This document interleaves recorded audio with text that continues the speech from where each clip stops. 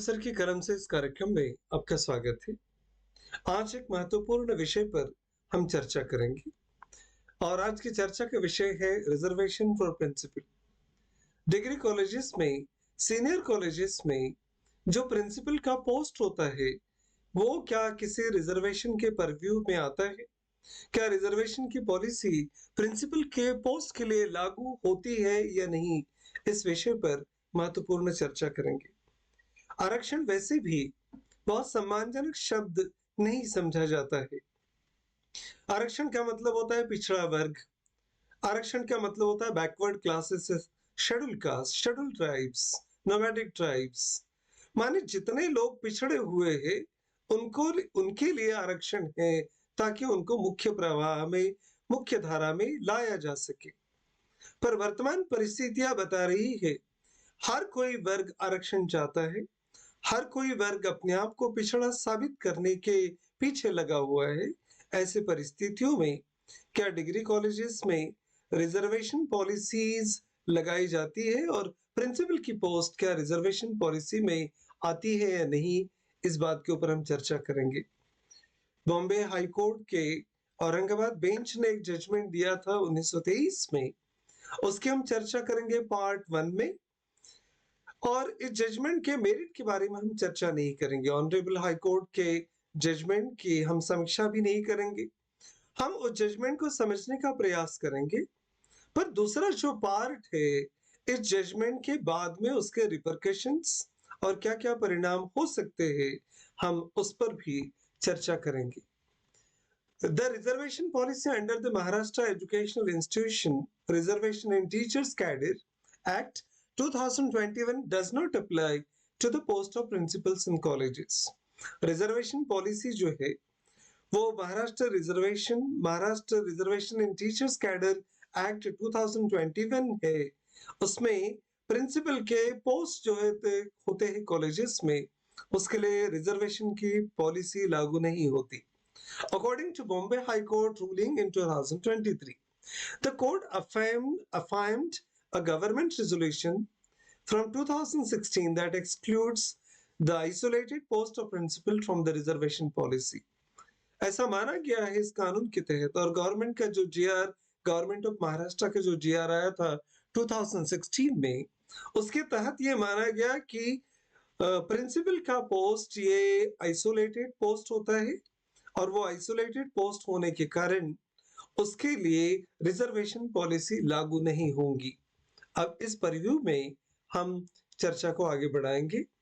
In the high court of judicature at Bombay bench, Aurangabad खंडपीठ ने जो जजमेंट सुनाया है रिट पिटिशन नंबर 2877 और 2024 के तहत, उसके बारे में आज हम चर्चा करेंगे। जजमेंट को रिजर्व किया गया था 21 मार्च 2024 को and judgment was pronounced on 28 March 2024. It may be kindly held and declared that the tenure post of principals in the colleges run by the petitioner being ex-cadre posts do not fall within the ambit of the roster or reservation. एक बात यहाँ पर समझनी है कि principal की post को tenure post कहा गया है। टेन्योर पोस्ट का मतलब भी हम समझने का प्रयास करेंगे। और अगर प्रिंसिपल का पोस्ट टेन्योर पोस्ट होता है तो ये पोस्ट जो भी रिजर्वेशन पॉलिसीज है और रोस्टर है उसके तहत इसको नहीं लिया जा सकता and are free from to be filled on the basis of merit by following the procedure prescribed under law. और कानून के तहत जो भी प्रक्रिया है प्रिंसिपल को अपॉइंट करने की, उसको on the basis of merit appointment की जाए, इस प्रकार का वो निर्देश है। अब टेन्योर पोस्ट क्या होती है वो भी समझ लेते हैं। Tenure post refers to the permanent position in the government or academia that an individual is appointed to, but not for an indefinite period. Instead, the individual holds the post for a specified limited duration before being moved to another assignment or position. Tenure post का simple सा एक meaning है कि एक fix समय के लिए appointment की जाती है। ये इंडेफिनिट पीरियड के लिए, अनिश्चित काल के लिए अपॉइंटमेंट नहीं होती। जैसे यूजीसी ने क्लियर किया है कि प्रिंसिपल का पोस्ट 5 इयर्स के लिए होगा। अगर मैनेजमेंट फिर से दोबारा री एडवर्टाइजमेंट करती है, फिर से वो सारी प्रक्रिया को इम्प्लीमेंट करती है, अगर मैनेजमेंट चाहती है तो सेम व्यक्ति को अनदर 5 इयर्स, अगर वो 62 से ज्यादा नहीं होते, तो उनको एक एक्सटेंशन दिया जा सकता है। इसलिए प्रिंसिपल की पोस्ट को टेन्योर पोस्ट कहा है। हाई कोर्ट का यही मानना है, ऑनरेबल हाई कोर्ट का, कि ये सिंगल टेन्योर पोस्ट है, आइसोलेटेड पोस्ट होती है, इसलिए इसको रिजर्वेशन पॉलिसी के तहत नहीं लाया जा सकता। Pending hearing and final hearing this petition, the respondents may kindly be directed to permit the petitioner to fill in the post of principal so and so without insisting for roster and reservation।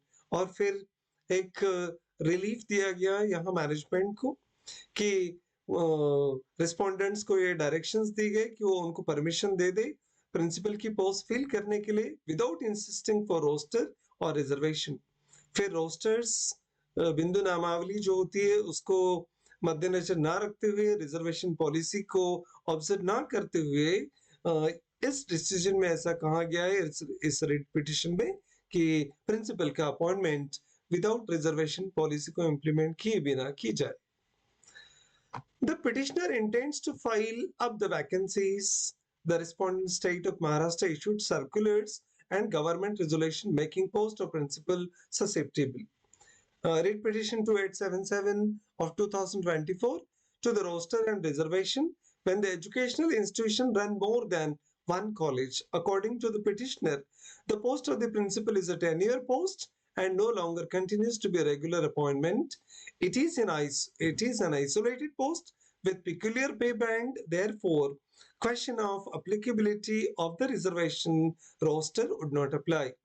Petitioner जो थे management, उनका कहना था कि government के Maharashtra government of Maharashtra के जो भी सर्कुलर्स है और जीआर है, गवर्नमेंट रेजोल्यूशन से making post of principal susceptible, यहाँ पर एक शब्द ससेप्टिबल इंपॉर्टेंट है, जिसका मतलब होता है इजीली, जिसको इन्फ्लुएंस किया जा सकता है या अफेक्ट हो सकता है गवर्नमेंट के जीआर से। तो गवर्नमेंट का जीआर इस बारे में क्लियर कट है कि प्रिंसिपल की पोस्ट रोस्टर या रिजर्वेशन के परव्यू में नहीं आती, और जो भी इंस्टीट्यूशन एक से ज्यादा कॉलेजेस चलाते होंगे मैनेजमेंट, उनके लिए भी रोस्टर लगाना पोस्ट के लिए जरूरी नहीं है।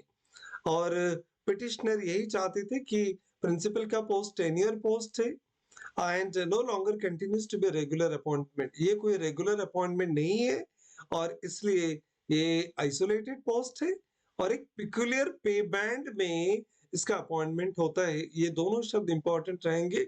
हम इस बात की भी चर्चा करेंगे कि क्या प्रिंसिपल का पोस्ट आइसोलेटेड पोस्ट होता है और क्या पिक्यूलियर पे बैंड इसके लिए अलग से पे बैंड लागू होता है। और इसलिए कोर्ट का ये मानना था, ऑनरेबल कोर्ट का, कि रिजर्वेशन पॉलिसी और रोस्टर इसके लिए एप्लीकेबल नहीं होंगे। पिटिशनर का भी यही कहना था। The petitioner submits that the issue is no more res integra. अब पिटिशनर का इस पिटिशन में यह भी कहना था कि ये जो इशू रेज किया गया है प्रिंसिपल की पोस्ट के रिजर्वेशन के बारे में, is no more res integra, एक लैटिन टर्म, लीगल टर्म है, लॉ में जो यूज होती है, अनअनटेज्ड थिंग जो रहती है जिसके ऊपर चर्चा नहीं की गई, इसको हम रेस इंटेग्रा कहते हैं लॉ की भाषा में। तो प्रिंसिपल के पोस्ट का विषय जो है वो रेस इंटेग्रा नहीं है, ऐसे पिटिशनर मानते हैं। इसके बारे में ऑलरेडी इसके पहले चर्चा हो चुकी है। In writ petition 3108 of 2023, decided on 7/8/2023, uphold the similar contentions and declared that the posts of the principal in the college are not governed by the policy of the reservation and provisions of the Maharashtra Educational Institution Reservation in Teachers Cadre Act 2021, for short Act of 2021, जिसको हम act of 2021 कहते हैं short में। इस कानून के तहत ये माना गया है, इसके पहले भी ये बात स्पष्ट हो चुकी है कि कॉलेजेस में प्रिंसिपल का जो पोस्ट होता है It is not governed by the policy of reservation and the provisions. Reservation के या रोस्टर के रूल्स के हिसाब से प्रिंसिपल के पोस्ट के लिए ये कानून रिजर्वेशन के परव्यू में नहीं आता। अब रिस्पोंडेंट जो है उनका क्या कहना है वो भी समझ लेते हैं। रिस्पोंडेंट का कहना था कि that statutory scheme under the Act of 2021 provides for reservation to the post of teachers. Respondent जो भी थे उनका ये कहना था कि टीचर का पोस्ट जो है उसके लिए एक्ट ऑफ 2021 लागू होता है, relying upon the definition under section 2 of 61।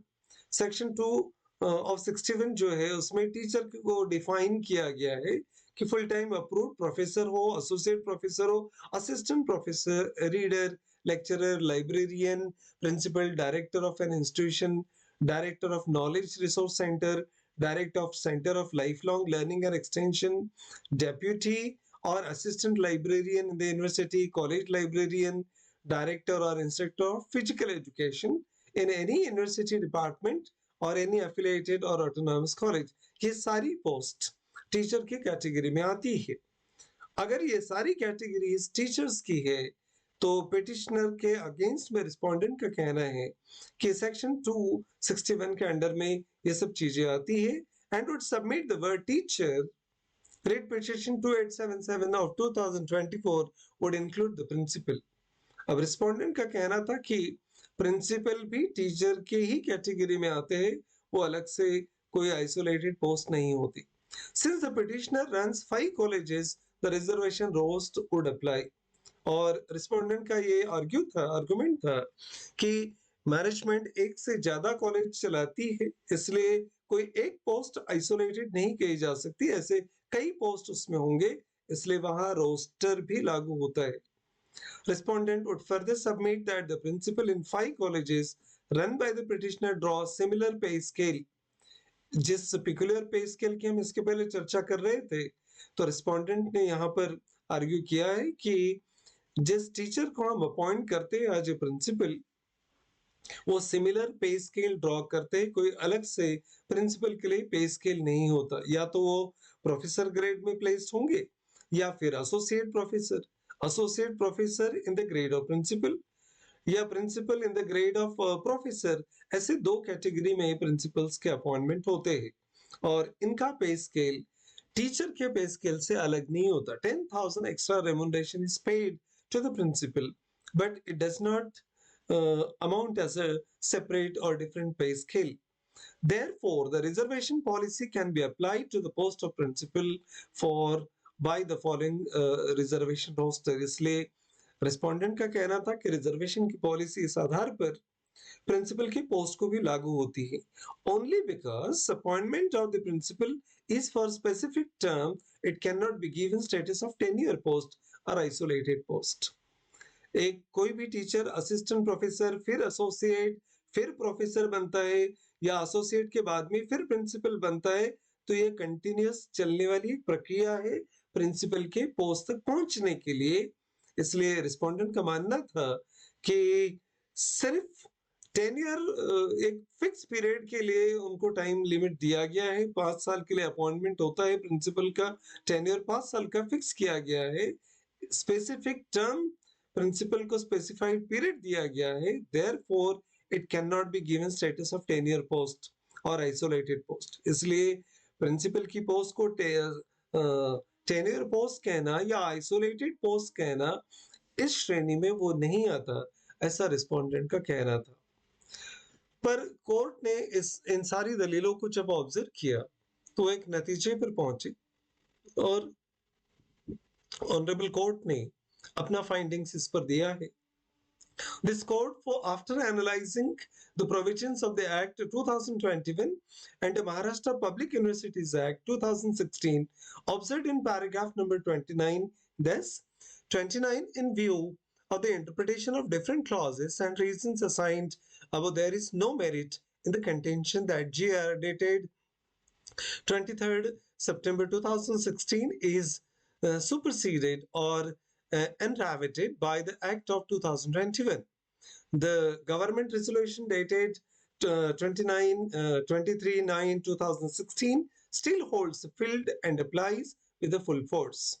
Government ने जो GR 2016 में इशू किया था वो GR अभी भी फोर्स में है and it excludes the isolated post for applicability of the reservation policy.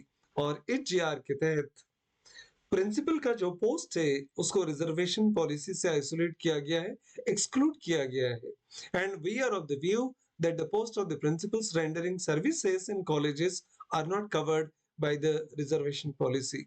इसलिए ऑनरेबल हाई कोर्ट ने इस बात को कंक्लूड किया कि इसी जीआर के आधार पर और एक्ट ऑफ 2021 जो है उसके आधार पर कॉलेजेस में प्रिंसिपल का पोस्ट रिजर्वेशन पॉलिसी में कवर नहीं होता। It is immaterial that multiple colleges are run by the same institution. और ऑनरेबल हाई कोर्ट ने माना है कि इंस्टीट्यूशन एक कॉलेज चलाए या एक से ज्यादा इंस्टीट्यूशन चलाए मैनेजमेंट, इसमें ये चीज ज्यादा मैटर नहीं करती। Being an isolated post, the principles laid down in above referred judgments apply with force. इसलिए आइसोलेटेड पोस्ट है, टेन्योर पोस्ट घोषित किया है प्रिंसिपल की पोस्ट को, इसलिए रिजर्वेशन पॉलिसी लागू नहीं होती। इस हिस्से को हम जजमेंटल पार्ट कहेंगे। ये ऑनरेबल हाई कोर्ट ने जो चीजें ऑब्जर्व की उसके ऊपर फाइंडिंग्स दिया है। अब ये हो गया फैसला। फैसला मेरिट के बेसिस पर दिया गया है, फैसला कानून के तहत दिया गया है। अब इसके दूसरे पार्ट को भी हम थोड़ा समझने का प्रयास करते हैं। इस फैसले के तहत ओपन कंपटीशन की बात की गई है। अपॉइंटमेंट प्रिंसिपल का जो है वो ओपन कंपटीशन के थ्रू भरा जाए, उसमें फेयर कंपटीशन की बात की गई है। और एक बात करेंगे हम जिससे एक प्रॉब्लम और इशू होगा जो है मेजोरिटेरियनिज्म। ओपन कंपटीशन में सारे कैंडिडेट एक साथ कॉम्पीट करेंगे, सारे कैटेगरी के open category SC ST NT सभी लोग प्रिंसिपल के पोस्ट के लिए कॉम्पीट करेंगे। ये एक प्रकार का फेयर कंपटीशन होगा और मेरिट बेसिस पर ये सारे सिलेक्शंस किए जाएंगे, ऐसा ऑनरेबल हाई कोर्ट का मानना है। The honourable high court assumes that there will be an open competition and there will be a fair competition. पर वर्तमान परिस्थितियों में जैसे कि हम कई सालों से टीचिंग प्रोफेशन में काम करते हैं, एसोसिएट प्रोफेसर से लेके प्रोफेसर के ग्रेड तक हम लोगों ने सफर किया है। ओपन कंपटीशन बात समझ में आती है कि सभी लोगों को विदाउट रिजर्वेशन एक जगह मेरिट बेसिस पर स्पर्धा में उतरना चाहिए, अपनी काबिलियत को मैनेजमेंट के सामने या स्क्रूटनी का जो भी अपॉइंटिंग अथॉरिटी है, पैनल होती है, उस पैनल के सामने अपने आप को प्रूव कीजिए और जो कैंडिडेट ज्यादा सुटेबल लगेगा उसे ही मैनेजमेंट प्रिंसिपल की पोस्ट पर अपॉइंट करेंगे। बात आइडियली सुनने में अच्छी लगती है, पर कंपटीशन ये फेयर कितना होता है, कितनी बार फेयर होता है, इसके प्रैक्टिकल एक्सपीरियंसेस कुछ अलग है। और यहाँ पर एक और बात हम करेंगे, मेजोरिटेरियनिज्म जो है उसकी भी हम बात करेंगे। उसके पहले हम इस पिक्चर को थोड़ा समझने का प्रयास करेंगे। For a fair selection everybody has to take the same exam, please climb the tree. सारे लोगों को एक ही रूल में, एक ही कानून में, एक ही एग्जाम देनी पड़ेगी। अगर इस प्रकार का हमने प्रोविजन लगा दिया कि SC ST OBC NT open categories, under privilege class and privilege class both will come together and face the same competition. ये चित्र हमारे सामने जो बहुत कुछ चीजों को अपने आप में बयां करता है कि there is an elephant, there is a monkey, there is a penguin, fish. ये सारी लोगों के लिए एक ही कंपटीशन का आयोजित किया गया है विदाउट एनी काइंड ऑफ बायस कि सबको पेड़ पर चढ़ना है। The absurdity of course is obvious because the level of difficulty varies naturally. Difficulty level हर एक व्यक्ति की तुलना में अलग अलग होता है।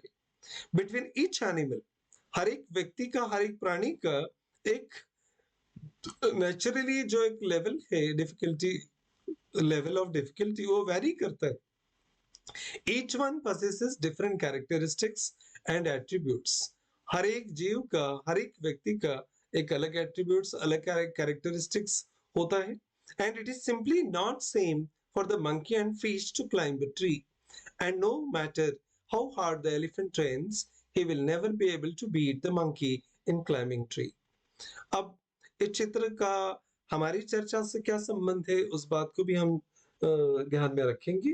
क्या सभी को एक ही कतार में खड़ा रखकर स्पर्धा लेना उचित है?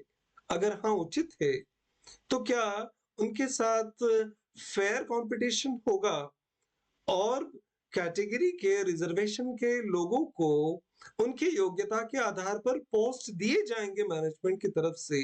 That is the question. और यही सवाल पैदा होता है कॉन्स्टिट्यूशन फ्रेमर्स को, संविधान बनाने वालों को आरक्षण लिखित रूप में संविधान में निहित होना चाहिए, इस बात की जरूरत क्यों पड़ी?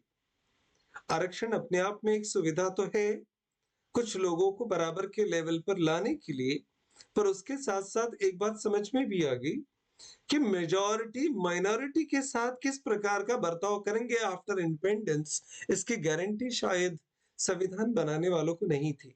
इसलिए उन्होंने लिखित प्रोविजंस कॉन्स्टिट्यूशन में करवाए।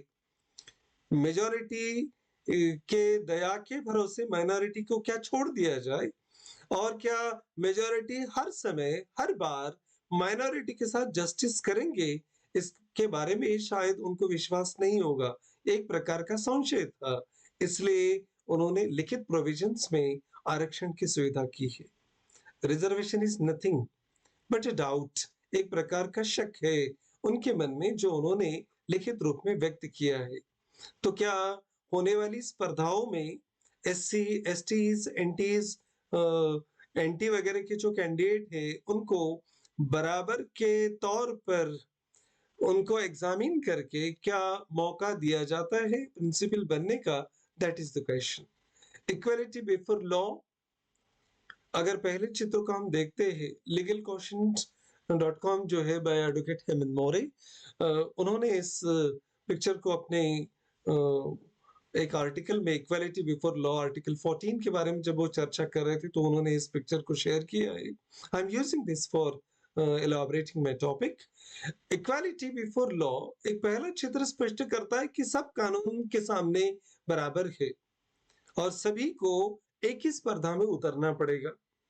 तो जिसकी हाइट बहुत ज्यादा है उसको भी हमने खड़ा कर दिया, नीचे के जो खड़े रहने के लिए हमने स्टूल या बॉक्सेस रखे, उसकी हाइट बिल्कुल एक समान है, कोई भी भेदभाव नहीं किया। पर जो लोग खड़े हैं क्या वो बराबर है? क्या वो एक समान है? अगर लोग असमान हैं तो उनके लिए कंपटीशन एक ही होना चाहिए क्या? That is the question. और यहाँ पर सवाल पैदा होता है इक्वल प्रोटेक्शन ऑफ लॉज का। क्या सभी के हितों की रक्षा हम करते हैं क्या?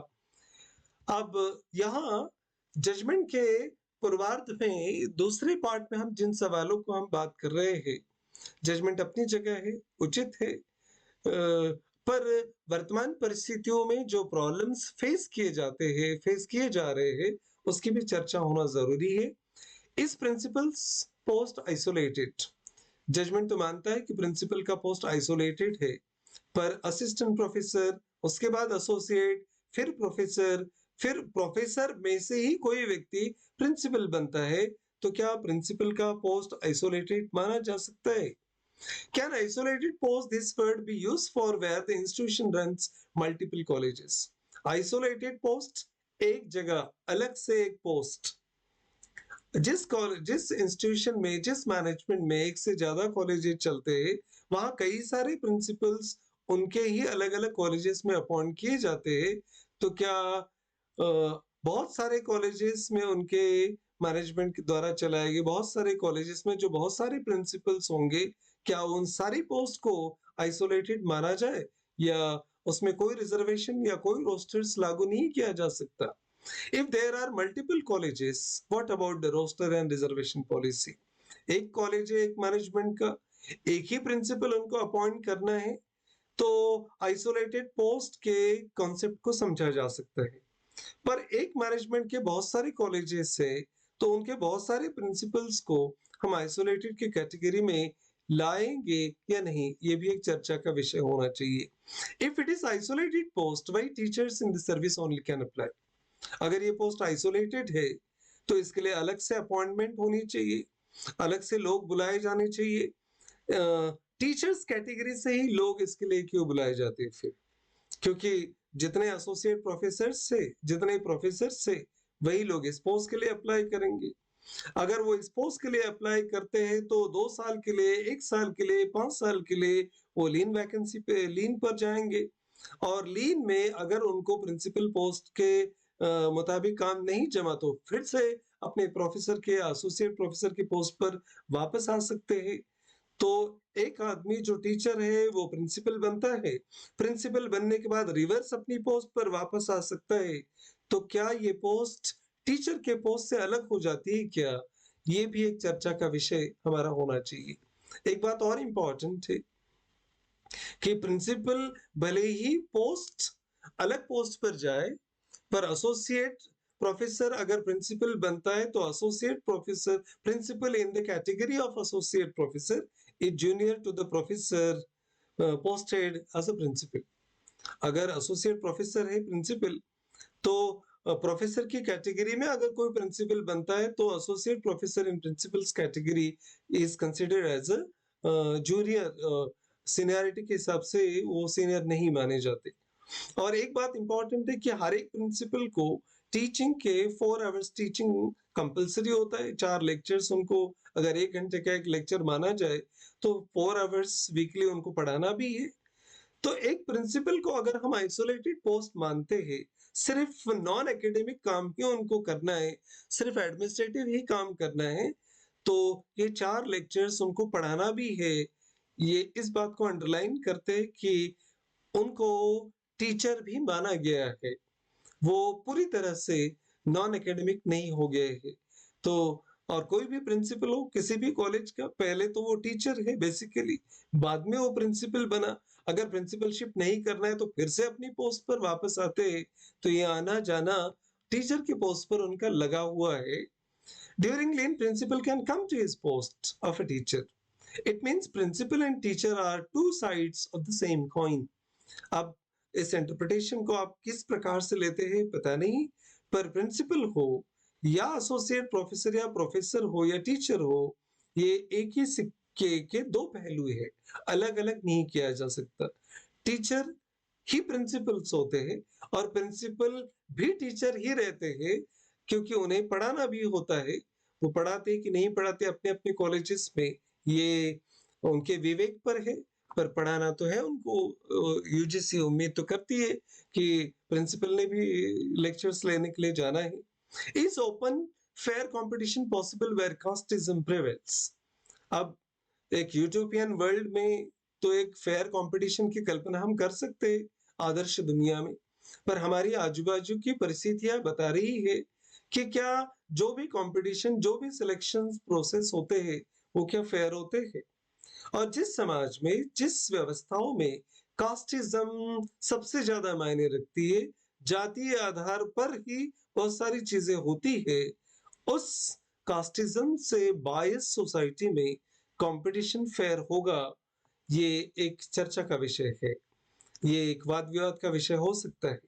The history shows that while only SC/ST candidates appear, क्योंकि इसके पहले के अनुभव बताते हैं, जब भी किसी इंटरव्यू के लिए सिर्फ एससी के कैंडिडेट या एसटी के कैंडिडेट्स उपलब्ध थे, बाकी दूसरे कैटेगरी से कोई कैंडिडेट उस ओपन की पोस्ट के लिए, इंटरव्यू के लिए नहीं आए, तो सिलेक्शन कमेटी ने एक रिमार्क पास कर दिया सभी एससी एसटी के कैंडिडेट के नाम के आगे, कैंडिडेट नॉट फाउंड सुटेबल। अब इंटरव्यू इन कैमरा तो होते नहीं थे पहले, और उसका कोई एविडेंस या प्रूफ भी रिकॉर्डेड रखा नहीं जाता। तो किसी ने भी किसी कैंडिडेट के अगेंस्ट में रिमार्क लिख दिया कि नॉट फाउंड सुटेबल, तो उसका खेल खत्म। And post of SC ST were not conspiringly converted to open category. और ये सिलसिला कई सालों तक पहले चलता रहा, एससी एसटी के कैंडिडेट को बुलाने का, माने इंटरव्यू में आते थे। ओपन का कैटेगरी का कोई अगर कैंडिडेट नहीं हो तो सारे के सारे एससी एसटी के कैंडिडेट को नॉट फाउंड सुटेबल करार दिया जाता था। इस पोस्ट को भरा ही नहीं जाता था। बार-बार यही सिलसिला चलता था और 2-3 साल के बाद में एससी, एसटी के जो भी रिजर्व्ड पोस्ट थे, उनको ओपन पोस्ट में कन्वर्ट कर लिया जाता था। एससी, एसटी को बड़ी मुश्किल से एक मौका मिलता था अपॉइंटमेंट लेने का, इस तरीके से उस पोस्ट को ही अबॉलिश किया जाता था। अब ये षड्यंत्र अगर व्यवस्थाओं में चलता रहा, तो ज़िंदगी में कभी भी कोई भी एससी का या एसटी का कैंडिडेट ना तो प्रिंसिपल बन पाएगा, ना ही प्रिंसिपल बनने के सपने देखेगा। How many people from the SC ST categories have been appointed principals in Maharashtra?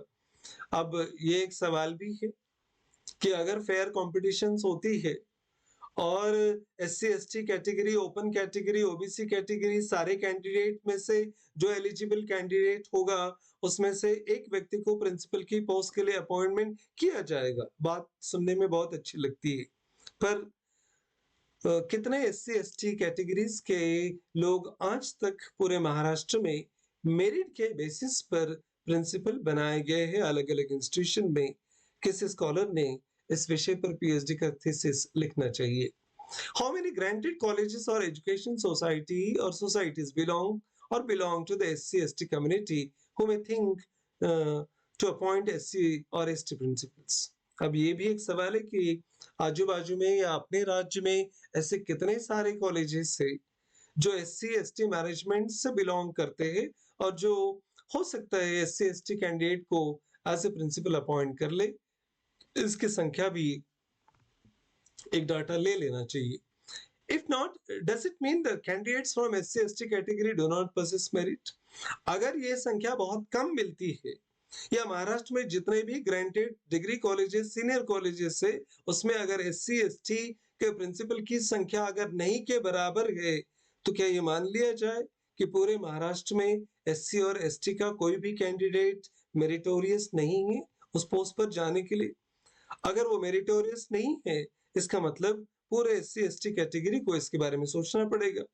अगर वो मेरिटोरियस है, इसके बावजूद भी अपॉइंटमेंट नहीं हो रही है, तो फिर फेयर कंपटीशन का क्या मतलब है? इसके बारे में भी हमें चर्चा करनी चाहिए। Does it mean that there is nobody in staff more meritorious than those who are appointed?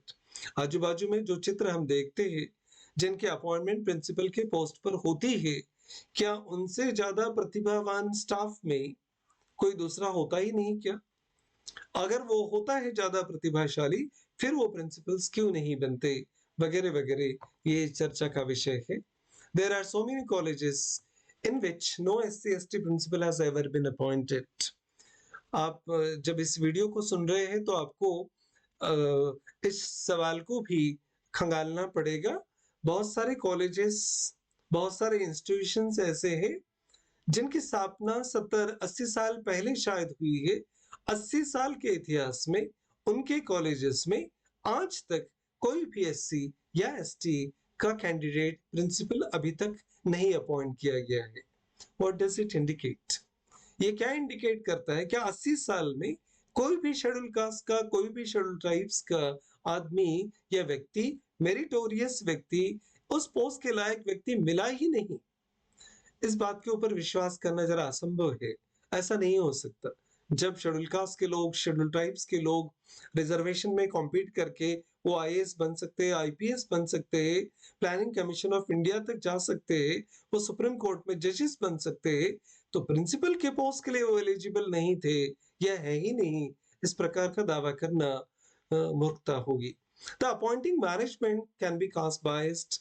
इसमें और एक प्रॉब्लम है, जिस मैनेजमेंट को प्रिंसिपल अपॉइंट करने हैं, हो सकते हैं कास्ट बायस्ड हो, और कास्ट बायस अगर मैनेजमेंट ही है, उनको एससी के, एसटी के कैंडिडेट को प्रिंसिपल के पोस्ट पर अपॉइंटमेंट करना ही नहीं है, तो वो कभी भी ऐसे किसी भी कैंडिडेट को अपॉइंट करेंगे नहीं।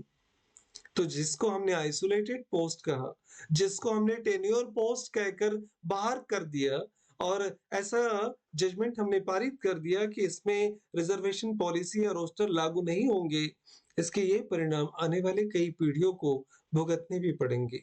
If applied for the principal post, threat to the job of an employee. अगर किसी एससी एसटी के व्यक्ति ने प्रिंसिपल के पोस्ट के लिए इन सारे विरोध के बावजूद अप्लाई कर भी लिया, वो तो एक तो पहले वो अपॉइंट होगा ही नहीं। अगर हो भी गया तो वो नौकरी कर नहीं पाएगा, क्योंकि जिन्होंने उसका अपॉइंटमेंट किया है वो उसको नौकरी करनी ही दे। ऐसे सैकड़ों उदाहरण मेरे जानकारी में है कि एससी का कैंडिडेट, एसटी का कैंडिडेट पोस्ट पर गया और फिर बहुत सारी तकलीफें उसको मिलना शुरू हो गई। कई लोग बहुत सारी वजह से सस्पेंड भी किए गए। वो जिंदगी में नौकरी कर ही नहीं पाए, वो रिटायर्ड होके घर जा ही नहीं पाए। रिटायरमेंट के 2 दिन 4 दिन पहले भी सस्पेंशंस हुए and NOCs are given, principals does not forward the proposal pension case. इस किसी कैंडिडेट के, एससी के कैंडिडेट को लगा कि अप्लाई करना चाहिए, तो बहुत सारे प्रिंसिपल तो फॉरवर्डिंग ही नहीं करते। फॉरवर्डिंग की जरूरत नहीं है ऐसा बताकर वो टालने की कोशिश करते, जबकि दूसरे प्रपोजल्स को वो फॉरवर्ड कर देते। ये कास्ट बायसनेस आज भी ऐसी व्यवस्थाओं में लिप्त है, तो फेयर कंपटीशन की कल्पना करना जरा कठिन है। The trend of converting to minority status अब एक बहुत चर्चा का विषय रहा है, एक चलन चला है। हर एक बहुत बड़े-बड़े इंस्टीट्यूशंस ने अपने आप को माइनॉरिटी स्टेटस लेकर रिजर्वेशन की पॉलिसी से अलग रखने का एक नया कार्यक्रम शुरू कर दिया है। एक बार माइनॉरिटी स्टेटस ले लिया इंस्टीट्यूशन ने, वो लिंग्विस्टिक माइनॉरिटी हो या रिलीजियस माइनॉरिटी हो, तो उनको फिर रिजर्वेशन पॉलिसी के तहत पोस्ट भरने की जरूरत ही नहीं पड़ती। 2,500-3,000 साल की गुलामी दलितों ने, पिछड़े वर्ग ने, सब शेड्यूल कास्ट ने, शेड्यूल ट्राइब्स ने झेली है। और 2,500 साल के सारी विपदाओं के बाद बड़ी मुश्किल से देश को आजादी मिली और देश ने एक वायदा किया था, कमिटमेंट किया था कि सबको आगे बढ़ने का मौका मिलेगा, और इस मौके को आरक्षण की नीति के तहत मुख्य धारा में लाने के प्रयास किया गया था। एक पीढ़ी बड़ी मुश्किल से लिख पढ़कर अभी कहीं तो भी नौकरी में लगी थी, तो धड़ाधड़ इंस्टीट्यूशन ने माइनॉरिटी स्टेटस लेना शुरू कर दिया। इसके बाद में कोई भी एससी का कैंडिडेट, कोई भी एसटी का कैंडिडेट लेना ऐसी संस्थाओं के लिए बंधन कारक नहीं है। इसका मतलब कोई भी एससी का कैंडिडेट, एसटी का कैंडिडेट इसके बाद में प्रोफेसर होने की, एसोसिएट प्रोफेसर होने की या प्रिंसिपल होने की कल्पना नहीं कर सकता। Minorities can not be left at the mercy of majority.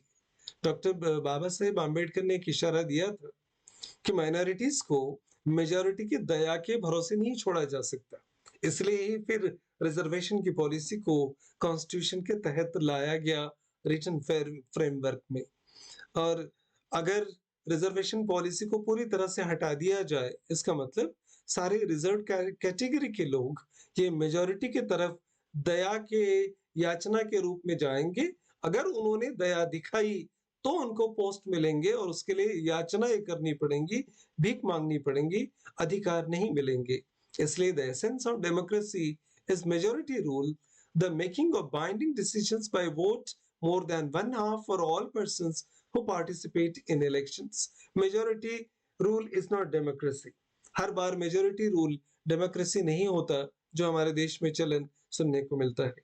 Democracy is the rule by the people and for the people. Abraham Lincoln जिस डेफिनेशन को डिफाइन करते हैं, government of the people, by the people, for the people, ये people शब्द जब बार बार वो अपने definition में डिफाइन करते हैं, एक बात यहां भी समझ लो, ये पीपल की कैटेगरी में माइनॉरिटीज भी आते हैं। If they are not included in decision making, अगर माइनॉरिटीज इस देश के पीपल ऑफ इंडिया है और वो अगर किसी भी डिसीजन का हिस्सा नहीं बनते, तो it will be the defeat of democracy.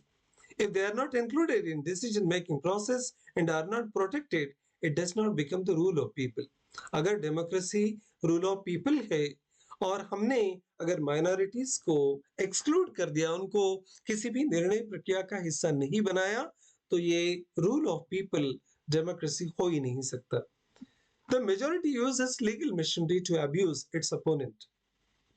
ये बात तय है, हर एक देशों में हमने देखा है, जो मेजॉरिटी होते हैं वो पूरी लीगल मशीनरी को, पूरे एडमिनिस्ट्रेटिव मशीनरी को अपने फायदे के लिए वो इस्तेमाल करते हैं, और हो सकता है कि वो अपने विरोधियों को दबाने के लिए, कुचलने के लिए सारी व्यवस्थाओं का, सारे रूल्स रेगुलेशंस का इस्तेमाल करें। And it is the rule of law that stands between democracy and the tyranny of majority. बहुत सारे लोग मिलकर, मेजॉरिटी मिलकर माइनॉरिटी का शोषण ना करे, इसलिए माइनॉरिटी और मेजॉरिटी के बीच में कानून खड़ा होता है and that protection is required. अगर लोग ईमानदार होते तो आरक्षण की जरूरत नहीं थी। अगर लोग ऑनेस्ट होते और ईमानदारी से मेरिट के आधार पर ही वो अपॉइंटमेंट्स करते तो रिजर्वेशन की जरूरत ही नहीं थी। पर ऑनेस्टी अगर, विद्वत्ता ही अगर योग्यता का आधार होता तो ये एग्जाजरेशन नहीं है, डॉक्टर भीमराव अंबेडकर देश के पहले प्राइम मिनिस्टर होते। पर सिर्फ योग्यता मायने नहीं रखती हमारी सामाजिक व्यवस्थाओं में। There is a need that law maker should intervene and make sure that SC ST also should get equal representation at the time of appointing principals. इसलिए इस वीडियो को बनाने का एक ही मकसद है कि जो भी लॉ मेकर्स, जो भी एमएलएज एमपीज इस वीडियो को देख रहे होंगे, शिक्षा क्षेत्र में काम करने वाले अलग अलग लोग इस वीडियो को देखेंगे। इस प्रेजेंटेशन का एक सिंपल सा मोटो है ताकि प्रिंसिपल की पोस्ट को अपॉइंट करते समय एक ऐसा मैकेनिज्म डेवलप किया जा सके कि एससी एसटी के मेरिटोरियस कैंडिडेट को, एलिजिबल कैंडिडेट को भी प्रिंसिपल के पोस्ट पर अपॉइंट किया जा सके and it must be insured and there is a need to develop such a mechanism to ensure this। और इस बात को इंश्योर करने के लिए एक मैकेनिज्म की जरूरत है। मेजॉरिटी के मर्जी के भरोसे इन फैसलों को छोड़ा नहीं जा सकता। And in the absence of such mechanism there will be anarchy created by the majority and minorities shall never get adequate representation। अगर ये मैकेनिज्म डेवलप नहीं किया जाता और ये व्यवस्था ऐसे ही चलती रहेगी, अगर हम ये सालों साल तक मान लेंगे कि प्रिंसिपल का पोस्ट आइसोलेटेड पोस्ट है, टेन्योर पोस्ट है, तो इसके बाद में आने वाले कई दशकों तक कोई भी एससी, कोई भी एसटी का कैंडिडेट प्रिंसिपल बन ही नहीं पाएगा। और इस प्रकार से वो इस सारी निर्णय प्रक्रिया, क्योंकि प्रिंसिपल का पोस्ट इंपॉर्टेंट पोस्ट है, एक निर्णय लेने के, एक बहुत सारे पॉलिसी डिसीजन मेकिंग वो पोस्ट होता है। अगर उस पोस्ट पर कोई भी मेरिटोरियस एससी एसटी का कैंडिडेट कभी अपॉइंट होता ही नहीं तो अपने आइडियाज को, अपने नए नए विचारों को कभी भी वो एजुकेशन सिस्टम में ला ही नहीं पाएगा। जो गलतियां हमने सदियों से की है, कभी लड़ने वालों को लड़ने नहीं दिया, पढ़ने वालों को पढ़ने नहीं दिया, और उसका परिणाम ये हुआ कि हमने हमेशा हार का सामना किया और नतीजों को भुगता है। इसलिए जरूरी है कि इतिहास में की गई गलतियों को हम ना दोहराए and there is need to give adequate representation to the SCs and STs in the appointment process. College want SC, ST, OBC as students। अभी एक बहुत इंपॉर्टेंट बात है, माइनॉरिटी स्टेटस हमने रिजर्वेशन पॉलिसी को डिफीट करने के लिए ले तो लिया है, पर कॉलेजेस को कॉलेजेस चलाने के लिए, ग्रांट्स बचाने के लिए एससी के, एसटी के, ओबीसी के स्टूडेंट चाहिए, but not as employ in their institutions. पर रिजर्वेशन पॉलिसी को इम्प्लीमेंट करके कैंडिडेट एससी के, एसटी के अपॉइंटमेंट एम्प्लॉयमेंट में नहीं लेने हैं।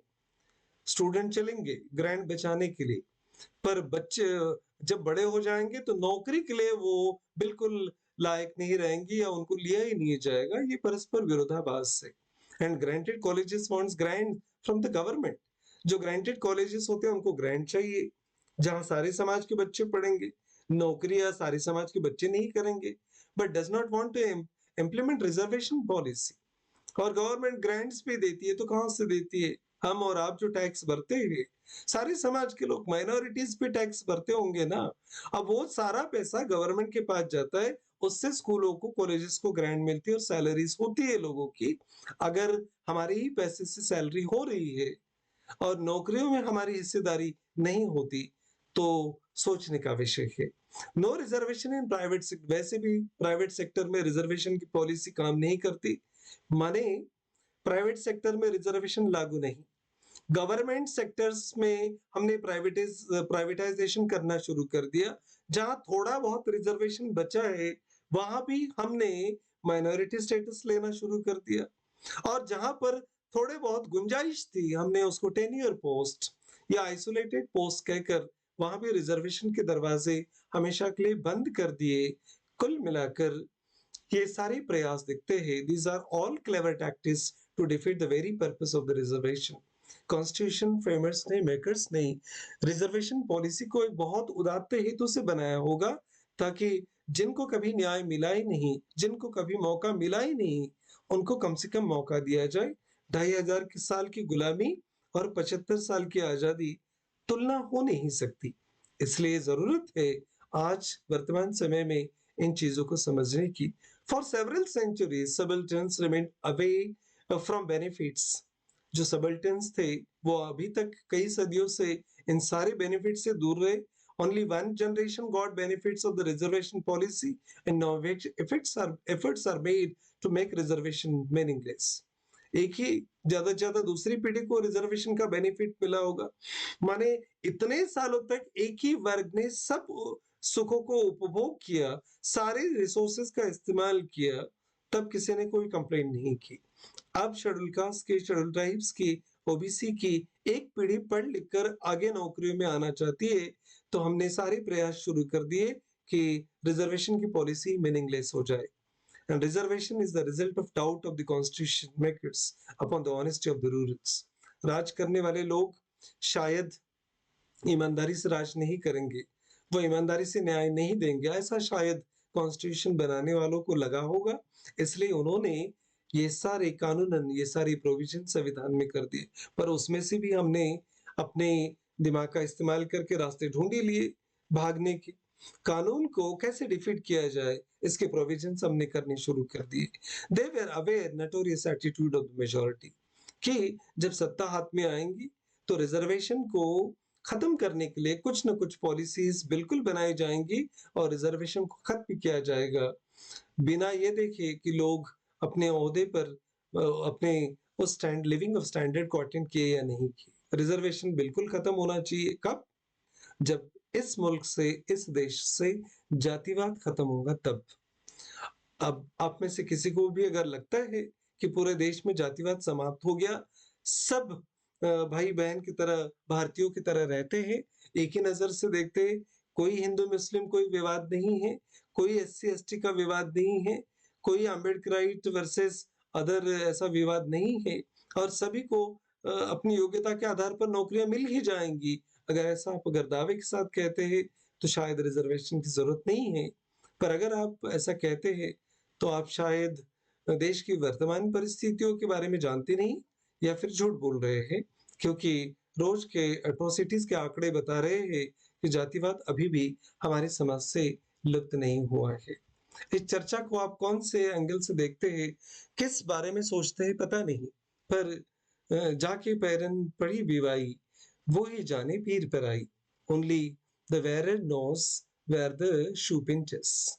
पैर में तकलीफ कहाँ होती है ये सिर्फ जूते पहनने वाला ही समझता है, और जिसकी जलती है उसी को पता चलती है। तो कैटेगरी में जन्म लेने का, शेड्यूल कास्ट होने का, शेड्यूल ट्राइब्स होने का, और किसी के दया से नौकरी हासिल करने का, रिजर्वेशन है करके गलतियों से नौकरी मिल जाने का, और फिर ऐसे माहौल में पोस्ट पर प्रमोशन पाने के क्या अर्थ होते हैं, ये किनारे पर बैठकर समझ में नहीं आता। एक दिन के लिए एससी बनकर देखिए, एक दिन के लिए एसटी बनकर देखिए, आइए माहौल देखिए समाज में, व्यवस्थाओं में, फिर बताइए एससी होने का क्या मतलब होता है। This video is also available on YouTube. This is doctor Umesh Bansod from Bhandara, Maharashtra. Thank you very much for watching this video.